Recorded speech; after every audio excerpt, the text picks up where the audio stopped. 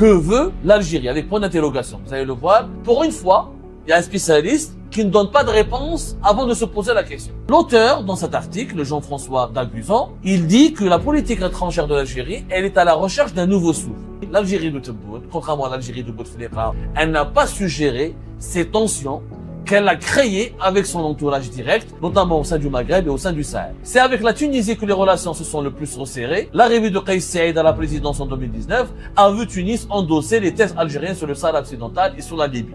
Donc c'est ça l'erreur de Tebboune. On a construit une alliance qu'avec la Tunisie, qui n'est pas le pays stratégique. Mais quand la question française rejoint la question marocaine, comme avec la dernière déclaration française sur le Sahel occidental, la situation devient explosive à Alger. Donc c'est contradictoire. Si t'as pas besoin de la France, alors pourquoi tu enclenches un conflit avec la France parce qu'elle est proche du Maroc? Tu tournes la page et tu te rapproches d'autres pays, d'autres partenaires. Jusqu'à quand tu vas faire la guerre à ton voisin? Jusqu'à quand? Jusqu'à quand on va menacer les Marocains et les Marocains vont nous menacer? À un moment donné, tu as une diplomatie, tu négocies un accord. On va dépenser des milliards en achetant des armes et après, ça réglera pas le problème. Que veut l'Algérie? Avec point d'interrogation. Vous allez le voir, le texte qui va défiler à mes côtés. Pour une fois, il y a un spécialiste qui ne donne pas de réponse avant de se poser la question. Généralement, quand on parle de l'Algérie, tout le monde juge. Ou il y a les partisans du régime algérien qui nous disent que le régime algérien c'est le plus fort, c'est le meilleur. Tebboune il est beau, c'est Che Guevara, Houari Boumediene, c'est le plus grand, c'est mieux que Fidel Castro et tout le monde, l'Algérie c'est la Mecque des révolutionnaires, le discours avec dithyrambique élogieux qui ne colle pas à la réalité. Ou vous avez généralement les adversaires de l'Algérie. Ah, l'Algérie c'est un pays pourri, c'est un pays de malheur, c'est un pays dangereux, c'est un pays arriéré. On n'a jamais eu, on a toujours été pris en otage entre ces deux visions manichéennes. Vision manichéenne, c'est-à-dire ou le bien ou le mal. Il n'y a pas eu de troisième voie. Il y a une troisième voie, il y a des chercheurs sérieux, des universitaires qui ne jugent pas, qui essaient de comprendre, qui évaluent au lieu de juger. Que veut l'Algérie? Alors, l'auteur, dans cet article, Jean-François Daguzan, il dit que la politique étrangère de l'Algérie, elle est à la recherche d'un nouveau souffle. L'Algérie moderne, je lis, a 63 ans d'existence. Le pays a d'abord développé une politique étrangère exceptionnelle au regard de son poids. De guerre civile en période de léthargie, cette politique figée dans l'image d'un passé révolu semble faire du surplace, alors que le monde redistribue les cartes stratégiques à marche forcée. Donc il va nous expliquer ces 6 pages, très bien écrites, avec des dates, avec des faits, etc. Le problème de l'Algérie, et j'ai trouvé vraiment cette lecture très lucide, sans jugement de valeur, sans être très négatif. Il dit que l'Algérie, elle a une grande histoire, c'est un grand pays, ça ne peut être qu'un grand pays. Mais malheureusement, il y a des dirigeants qui font du surplace et parce qu'ils ne s'adaptent pas aux évolutions du monde. Le monde, il redistribue ses cartes à marche forcée, alors que les dirigeants algériens sont toujours figés dans une certaine vision qui est arriérée du monde. Je vous lis quelques passages. Par exemple, quand il parle de l'arrivée au pouvoir d'Abdelmadjid Tebboune, le 12 décembre 2019, Abdelmadjid Tebboune devient président de la République algérienne. Son élection clôture la période de trouble qui a prévalu de la destitution de Bouteflika à la mort du général Gaïd Salah, ancien homme fort du régime. Le nouveau chef d'état-major des armées, Saïd Chengriha, redessine avec le président la nouvelle architecture de pouvoir. Une nouvelle constitution est adoptée par référendum le 1er novembre 2020. Pour retrouver une visibilité extérieure face à un environnement chamboulé, l'Algérie se replie sur ses fondamentaux. Avec les superpuissances, l'Algérie poursuit plutôt son jeu d'équilibre, échange économique renforcé avec Pékin, coopération antiterroriste avec Washington, avec qui un nouvel accord est signé le 22 janvier 2025, relations méfiantes avec l'Union européenne, achat d'armes massives à la Russie, échange économique. Elle s'attache également à relancer son influence sur les organisations internationales comme la Ligue arabe ou l'Union africaine. Mais les dissensions sont profondes avec la première et son influence a baissé dans la seconde. Les résultats pour les Algériens sont-ils donc à la hauteur? Vous voyez comment il se pose des questions? Il commence bien, il donne des points positifs pour l'Algérie, il explique les atouts du pays, ensuite il explique pourquoi ça ne marche pas en ce moment. Pourquoi ça ne marche pas en ce moment? Parce que l'Algérie, elle a des conflits, elle a nourri l'Algérie de Tebboune, contrairement à l'Algérie de Bouteflika ou l'Algérie de Houari Boumediene ou de Chadi Bejdid, elle n'a pas su gérer ces tensions qu'elle a créées avec son entourage direct, notamment au sein du Maghreb et au sein du Sahel. Par exemple, sur le Sahel. Le Sahel a toujours été perçu par Alger comme une arrière-cour à surveiller, sinon à contrôler. La variable des groupes terroristes pesant également lourd. En dépit du départ de la France, Alger a dû déchanter sur sa capacité à agir sur cette zone complexe. Les relations avec le Mali, le Niger et le Burkina Faso sont devenues exécrables. Et l'armée russe et ses milices semblent faire peu de cas de l'allié algérien. En Libye, Alger a déployé ses efforts pour bloquer l'influence du Maroc. Ce dernier soutenant le maréchal Haftar, Alger soutient le gouvernement officiel de Tripoli. L'inquiétude algérienne touche bien sûr au risque d'infiltration des groupes djihadistes, à l'image de la tuerie d'Ain Amenas en janvier 2013. C'est la fameuse prise d'otage de Dekintourine, l'un des plus importants sites gaziers qui a provoqué beaucoup de dégâts pour l'Algérie, notamment pour son économie. C'est avec la Tunisie que les relations se sont le plus resserrées. L'arrivée de Kais Saïd à la présidence en 2019 a vu Tunis endosser les thèses algériennes sur le Sahara occidental et sur la Libye. Donc c'est ça l'erreur de Tebboune. Moi, là, ce que je disais dans mes émissions pendant 3-4 ans, ce spécialiste l'a résumé rapidement. C'est que, au lieu, on a construit une alliance qu'avec la Tunisie, qui n'est pas le pays stratégique. Le pays stratégique dans le Maghreb, c'est d'abord la Libye. C'est vers la Libye qu'il fallait trouver des solutions et s'entendre avec toutes les factions, comme le font les Russes, les Marocains, les Turcs, les Qataris et les autres.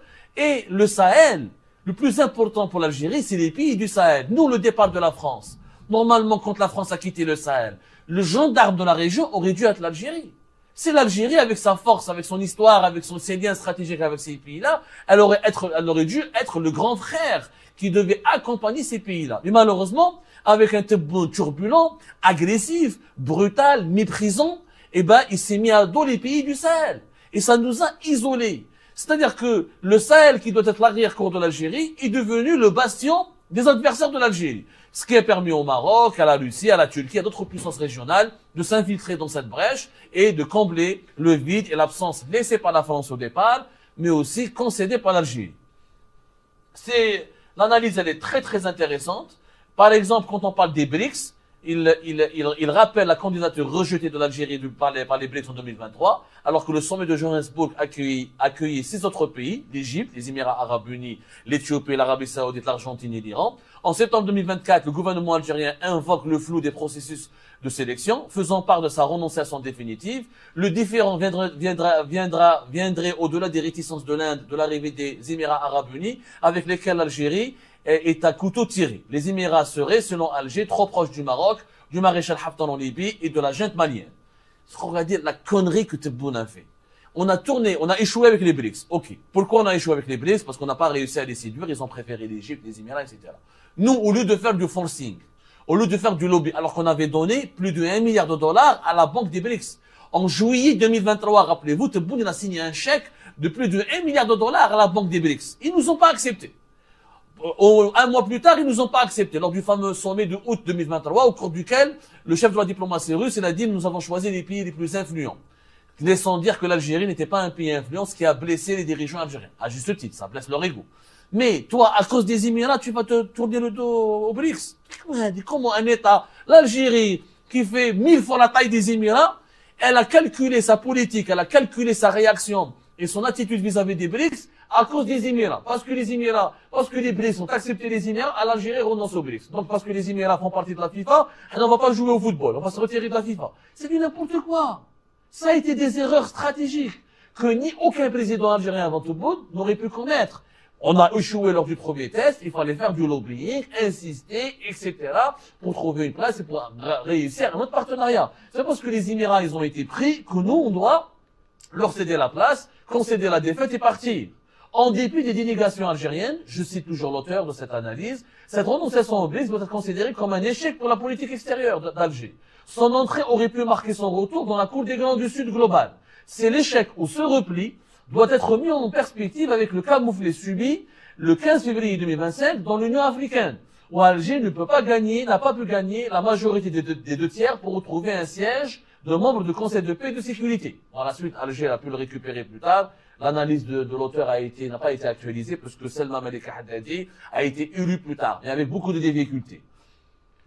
Cela démontre que quand on est replié sur nous-mêmes, quand on est en train de voir le monde avec la même vision des années 70, alors que le monde, il a évolué. Abdelmajid Tebboune, il a voulu diriger l'Algérie comme Houari Boumediene. Sauf que Houari Boumediene, c'était les années 70, Abdelmajid Tebboune, c'est les années 2020 et quelques. Quand tu diriges le monde durant les années 2025, 2023, 2021, avec la même stratégie, les mêmes valeurs, le même comportement que durant les années 70, tu ne peux qu'échouer. C'est comme si demain, un père de famille, il fait un enfant en 2025, mais il veut élever son enfant comme lui, son père l'a élevé dans les années 70. Il y a Mohamed, le monde des années 70, le monde des années 2020, 2025 n'est pas le même. C'est un monde complètement différent. Les rapports à l'humain a changé, le rapport à la réalité a changé. Donc, les pays sont comme les êtres humains. Ils grandissent, ils mûrissent, ils changent avec le monde. Les pays qui mûrissent pas, qui grandissent pas, qui n'évoluent pas, c'est des pays qui risquent d'avoir des crises systémiques et des crises structurelles. Le passage le plus intéressant de cette analyse sur la France, le bouc émissaire permanent, c'est vraiment un passage très intéressant. Pour Alger, je lis l'auteur, pour Alger, persister ce plus petit dénominateur commun de consensus d'une classe politique sans cohésion, qui n'a rien d'avenir à proposer et ressasser donc le passé colonial. Tous les présidents français se sont heurtés à ces revendications mémoriales et aux inépuisables exigences d'Alger. Sur le plan économique, Alger diversifie pour marginaliser l'empreinte française vers l'Italie d'une part, mais aussi vers la Chine et la Turquie, en dépit de sa relation intime avec l'islam politique. Mais quand la question française rejoint la question marocaine, comme avec la dernière déclaration française sur le Sahara occidental, la situation devient explosive à Alger. Donc nous, d'un côté, on dit qu'on n'a pas besoin de la France, on veut aller vers d'autres pays, mais quand la France elle soutient le Maroc, on devient irritable, on s'irrite, on s'énerve, etc. Donc c'est contradictoire. Si t'as pas besoin de la France, alors pourquoi tu enclenches un conflit avec la France parce qu'elle est proche du Maroc? Tu tournes la page et tu te rapproches d'autres pays, d'autres partenaires. Il y a plein de contradictions.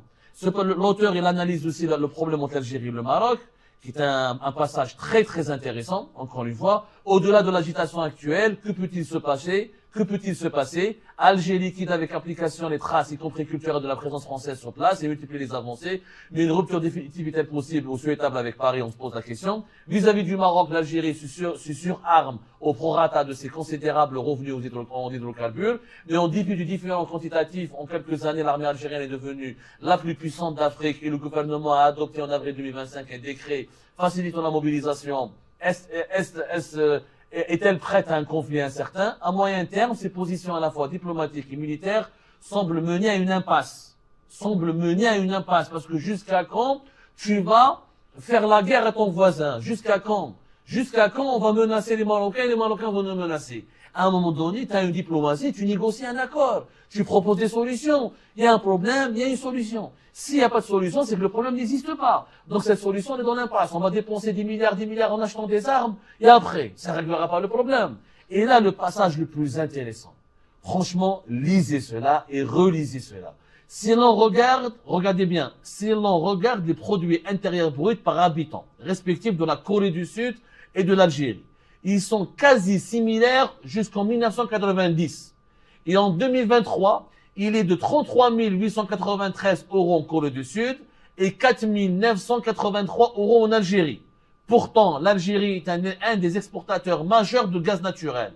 Comparaison n'est pas raison, mais rester figé sur un modèle obsolète de développement amène des conséquences dans tous les domaines. C'est un exemple important à comprendre. Est-ce que vous savez que, il a raison de le dire, cet expert, en 1990, avant la décennie noire, une année avant les événements de la décennie noire, l'Algérie et la Corée du Sud, c'était le même niveau de vie.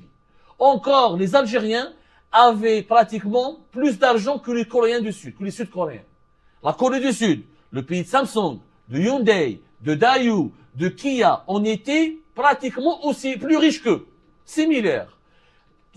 En 2023, calculé, c'est-à-dire 33 ans plus tard, la Corée du Sud, elle est pratiquement presque 8 à 9 fois plus riche que l'Algérie. 9 à 8 fois plus riche que l'Algérie.